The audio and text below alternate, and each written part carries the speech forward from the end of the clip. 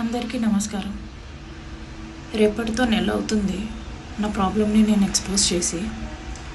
ఈ నెల రోజుల్లో నాకేం న్యాయం జరిగిందా అని చెప్పేసి నేను ప్రశ్నించడానికి మాత్రమే ఈ వీడియో చేస్తున్నాను. కమిటీ వేశారు, కమిటీ ఎటువంటి రిపోర్ట్ ఇవ్వట్లేదు. ఎఫ్ఐఆర్ ఫైల్ అయింది, దాని నుంచి ఎటువంటి ప్రాసెస్ లేదు. నా మీద ఎఫ్ఐఆర్ ఫైల్ అయింది, దాని మీద కూడా ఎటువంటి ప్రాసెస్ లేదు. రూలింగ్ పార్టీ అనేసి ఇదంతా కావాలని మీకు అధికారం ఉందని చెప్పేసి చేస్తున్నారా అనేసి నేను ప్రశ్నిస్తున్నాను. ఒక అమ్మాయికి అన్యాయం జరిగింది అని చెప్పేసి నోరు తెరిచి అడుగుతుంటే, నోరు తెరిచి న్యాయం చేయండి అంటుంటే ఒక్కడు ముందుకు రావట్లేదా? అంటే ఇంక అన్యాయం జరిగినట్టేనా? నువ్వేంటి పార్టీకి సంబంధం లేదంటున్నావు కదా, ఇప్పుడు పార్టీని ఎందుకు ఇన్వాల్వ్ చేస్తున్నావు అనేసి అంటున్నారు. పార్టీకి సంబంధం లేదు సరే, అసలు ఆ పార్టీ అనేదే లేకపోతే శ్రీధర్ అనేవాడు లేడు కదా. అసలు ఆ శ్రీధర్ అనేవాడు బయట ప్రపంచానికే తెలియదు కదా. నువ్విచ్చిన అధికారంతోనే కదా శ్రీధర్ అనేవాడు ఇంత దారుణానికి ఒడిగట్టింది. లేకపోతే శ్రీధర్ అనేవాడు నాకెవరో తెలియదు కదా. శ్రీధర్ అనేవాడు సర్పంచ్గా ఉన్నప్పుడు నేను 3 సంవత్సరాల్లో కోడూరులో ఉన్నాను. కోడూరులో నా పని నేను చూసుకుంటున్నాను. అప్పుడు శ్రీధర్ అనేవాడు ఎవడో నాకు తెలీదు. మీరిచ్చిన పార్టీ అధికారం వల్లే కదా శ్రీధర్ అనేవాడు ఇలాంటి పనులు చేస్తుంది. అందుకే నేను పార్టీనే అడుగుతున్నాను. ఇప్పుడు పెళ్లి చేసుకున్న ప్రతి ఒక్కడు కోర్టు పర్మిషన్ తీసుకోడు కదా, తర్వాత మేము డివోర్స్ తీసుకోవాల్సి వస్తుందో లేదో ముందే కోర్టు పర్మిషన్ తీసుకుంటున్నామని చెప్పి. అంతే ఇది కూడా. మేము ఒక కమిట్మెంట్లో వాడు ఇచ్చిన ఒక ధైర్యంతో ఎంత దారుణం చేసినా సరే నేను యాక్సెప్ట్ చేశాను. నేను నమ్మాను, చేసుకుంటాడు పెళ్ళి, ఇంత దారుణం చేశాడు కదా, వాడి కూడా పల్లెటూరులో పుట్టినోడు కదా, వాడెందుకు అన్యాయం చేస్తాడులే, వాళ్ళ ఇంట్లో కూడా అక్క చెల్లెళ్ళు ఉంటారు కదా అనేసి అది నమ్మి నేను మోసపోయాను అని చెప్పి బయటికి వచ్చినా కూడా అధికారంలో ఉండే వాళ్ళు ఏం చేస్తున్నారు? వాడు అధికారంలో ఉన్నాడు అనేసా మీరందరూ వాడికి హెల్ప్ చేస్తున్నారు. నేను ఎందుకు బయటకు వచ్చాను? ప్రభుత్వం మీద ఉండే నమ్మకంతో బయటకు వచ్చాను. వ్యవస్థ నాకు న్యాయం చేస్తుందేమో అని బయటకు వచ్చాను. దీన్ని ఎంతమంది ఎన్ని రకాలుగా మాట్లాడారు. హనీ ట్రాప్ అన్నారు, బేరం కుదరలేదు అందుకే బయట పెట్టింది అనేసి అంటున్నారు, రాజకీయ కుట్ర అనేసి అంటున్నారు, వాళ్ళతో మాట్లాడింది వీళ్ళతో మాట్లాడింది అనేసి అంటున్నారు. నేను అధికార పక్షం వాళ్ళని కాళ్ళు పట్టుకునేంత పని చేశాను, కాళ్ళు పట్టుకొని అడుక్కునేంత పని చేశాను. ఏం చేశారు?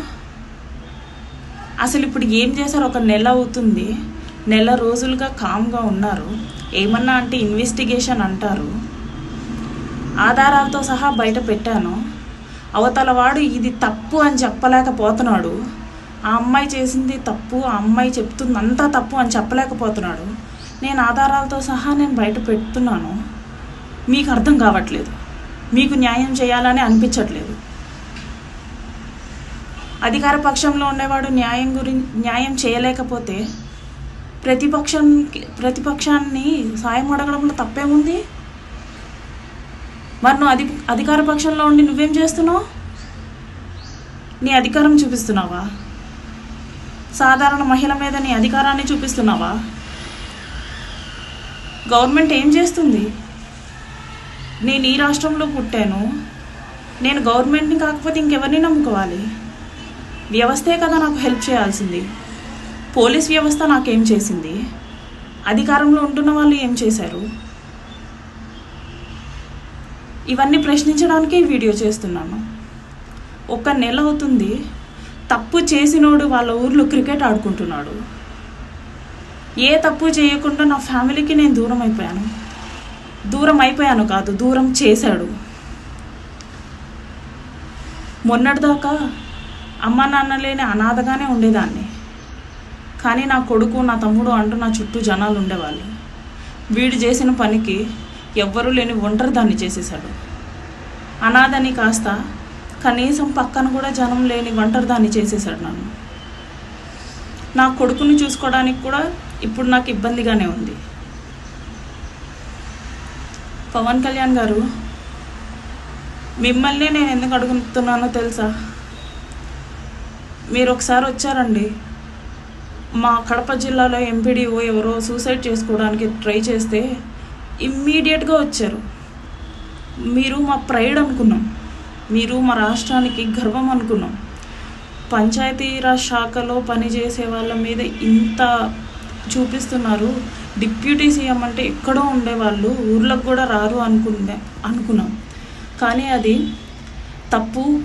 నేను ఎప్పుడైనా సరే వస్తాను, ఏ టైంలో సరే వస్తాను అని చెప్పేసి మీరు నిరూపించారు. ఇప్పుడు నేను మిమ్మల్ని సహాయం అడుగుతున్నాను, న్యాయం ఉంటేనే న్యాయం చేయమని అడుగుతున్నాను. ఎవ్రీథింగ్ మీరు క్రాస్ చెక్ చేసుకొని నాకు న్యాయం చేయండి అనేసి నేను అడుగుతుంటే తప్పు చేసిన వాళ్ళనే వెనకేసుకొని వస్తారా అండి మీరు? తప్పు చేసిన వాళ్ళనే పక్కన పెట్టుకొని తిరుగుతారా అండి మీరు? మళ్ళీ మీ పార్టీ జెండా ఇచ్చి తిరుగు అనేసి మీరు వాళ్ళని ఎంకరేజ్ చేస్తారా తప్పు చేసిన వాళ్ళని? ఇంకేంటండి మహిళలకి భద్రత? ఇంకెక్కడండి మహిళలకి భద్రత వస్తుంది? ఒక నెల రోజులుగా నా ఆఫీస్ లేదు, నా పక్కన ఎవ్వరూ లేరు, ఒక్కదానే ఎలా తిరుగుతున్నానంటే అలా తిరుగుతున్నాను. ఇది నా పరిస్థితి అనేసి ప్రతి ఒక్కడికి, అది అధికార పక్షం చూసుకోవట్లేదు, ప్రతిపక్షం చూసుకోవట్లేదు, సాటి ఆడవాళ్ళు ప్రతి ఒక్కరు నా అన్న ఒక నమ్మకంతో నేను ప్రతి ఒక్కరిని అడుగుతున్నాను న్యాయం చేయమని చెప్పి. అమ్మ అన్నం పెట్టదు, అడుక్కు తినివ్వదు అన్నట్టు అధికార పక్షంలో ఉండి మీరు నాకేం చేయట్లేదు. పైగా ప్రతిపక్షం వాళ్ళతో మాట్లాడినందుకు ఇది రాజకీయ కుట్ర అంటున్నారు. మరి మీరు ఏదైనా చేసి చూపించండి, తప్పు చేసిన వాళ్ళకి శిక్ష వేయండి, న్యాయం చేయండి. ఒక అమ్మాయికి అధికార పక్షం మీకు తోడు ఉంది అని చెప్పేసి, మహిళలకి తోడు ఉందని చెప్పేసి ప్రూఫ్ చేయండి. ప్రూఫ్ చేయకపోతే ఇంకెందుకండి ఎమ్మెల్యేని ఎంకరేజ్ చేస్తారా? వాడు పోతే ఏముందండి, ఒక మనిషి పోతాడు, ఎమ్మెల్యే క్యాండిడేట్ పోతాడు, ఎమ్మెల్యే పోయినట్టు కాదు. కానీ మిమ్మల్ని ఎంత నమ్ముతారో తెలుసా? ఆంధ్రప్రదేశ్లో ఉండే మహిళలు మిమ్మల్ని ఎంత నమ్మగలరో తెలుసా? ఏమన్నా ఉంటే మా అన్న పవన్ కళ్యాణ్ ఉన్నాడ్రా అని చెప్పేసి మిమ్మల్ని ఎంత నమ్ముతారో తెలుసా? ఒక్కరికి న్యాయం చేసినా సరే మీ వైపు న్యాయం ఉన్నట్టండి. నేను మీరు ఏదైనా చేస్తారు, మీరు ఖచ్చితంగా ఏదైనా చేస్తారన్న నమ్మకంతోనే కదండి మిమ్మల్ని అడుగుతున్నాను. దయచేసి నాకు న్యాయం చేయండి. లేకపోతే నేను న్యాయం చేయలేను అంటే చెప్పండి, నేను ఆత్మహత్య చేసేసుకుంటాను. ఇంత బయటకు వచ్చింది మీరు ఏదైనా చేస్తారని నమ్మకంతోనే పవన్ కళ్యాణ్ గారు. లేకపోతే నేను అసలు ఈ ధైర్యం చేయలేనండి. అలా అన్యాయం అయిపోయి మోసపోయి ఇంట్లో కూర్చొని బాధపడే టైప్ నేను కాదు.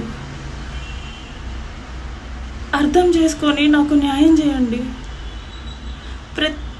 అసలు నా ఊరు నేను వదిలేసి, నా ఉద్యోగాన్ని నేను వదిలేసి, నేను వేరే దగ్గర ఉంటూ నా మీద ఎఫ్ఐఆర్ ఫైల్ అయింది. ఒక్క ఎవిడెన్స్ ప్రూఫ్ చేయలేదు, ఒక్క ఎవిడెన్స్ సబ్మిట్ చేయలేదు. ఎందుకండి ఎఫ్ఐఆర్ ఫైల్ చేస్తారు? అధికారం ఉందని చెప్పేసి చూపిస్తారా? ఎఫ్ఐఆర్ ఎందుకండి ఫైల్ చేస్తారు? ఎమ్మెల్యే అమ్మ వచ్చి ఏంటండి ఎఫ్ఐఆర్ ఫైల్ చేసేది? ఎమ్మెల్యేకి ఏమన్నా చేతులు ముడుచుకుపోయినాయా? వాడికి అన్యాయం జరిగింది అనేసి అంటే ఎఫ్ఐఆర్ వెళ్ళి ఫైల్ చేయొచ్చు కదా. అమ్మతో ఎందుకు చేయిస్తాడు?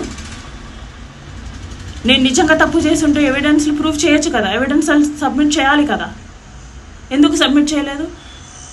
నేను ఎవిడెన్స్లతో సహా సబ్మిట్ చేసి ఎఫ్ఐఆర్ ఫైల్ అయితే ఒక ఎమ్మెల్యే మీద అధికార పక్షం వాళ్ళు ఏంటంటే చర్య తీసుకుంది? ఆడవాళ్ళని అంత దారుణంగా చూస్తాడు, తిన్నింటి వాసాలు లెక్క పెడతాడు. వాడు తింటున్న ఇంట్లో ఉన్న ఆడవాళ్ళనే అంత దారుణంగా చూస్తాడు, డిగ్రేడ్ చేసి మాట్లాడతాడు, బట్టలు వేసుకుంటే మాట్లాడతాడు, షేపుల గురించి మాట్లాడతాడు. అలాంటి వాడికి ఏంటండి మీరు ఎంకరేజ్ చేస్తారు? ఇలాంటి వాడిని మీరు ఎంకరేజ్ చేసేది? ఇలాంటి వాడిని ఎంకరేజ్ చేస్తే ఇంకా ఇంకా పెరిగిపోయి మీ ఇంట్లో తిన్నింటి వాసాలు లెక్క పెడతాడు.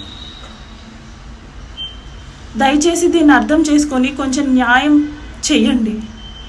న్యాయాన్యాయాలు పరిశీలించే నాకు న్యాయం చేయండి. నా వైపు తప్పుంటే నన్ను శిక్షించండి, అతని వైపు తప్పుంటే అతన్ని శిక్షించండి. మీ నుంచి నేను కోరుకునేది ఇదే పవన్ కళ్యాణ్ గారు. సూటిగా నేను మిమ్మల్ని అడుగుతున్నాను, మీరే రెస్పాండ్ అవ్వాలి. మా అమ్మ నాన్న స్థానం ఇచ్చానండి మీకు. మా అమ్మ నాన్నకి చెప్పుకోవాల్సిన సమస్య నేను మీ దగ్గర దాకా తీసుకొని వచ్చాను. దయచేసి న్యాయం చేయండి.